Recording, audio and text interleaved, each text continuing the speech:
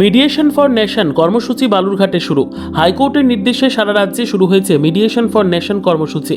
সেই মতো দক্ষিণ দিনাজপুর জেলার বালুরঘাটেও জেলা আইনি পরিষেবা কর্তৃপক্ষের নিজস্ব গৃহে শুরু হয়েছে এই বিশেষ কর্মসূচি। আগামী 90 দিন ধরে চলবে এই উদ্যোগ। আদালতে পেন্ডিং থাকা মীমাংসাযোগ্য মামলাগুলিকে চিহ্নিত করে সেগুলি মিডিয়েটরের মাধ্যমে নিষ্পত্তির চেষ্টা হবে। মামলার চাপ কমাতে ও দ্রুত বিচার নিশ্চিত করতেই পদক্ষেপ নেওয়া হয়েছে বলে জানা গেছে। আমরা বালুরঘাট ডিএলএসএ যে আমাদের আইনি পরিষেবা কেন্দ্র রয়েছে সেখানে আমরা আজকে আপনার সামনে উপস্থিত।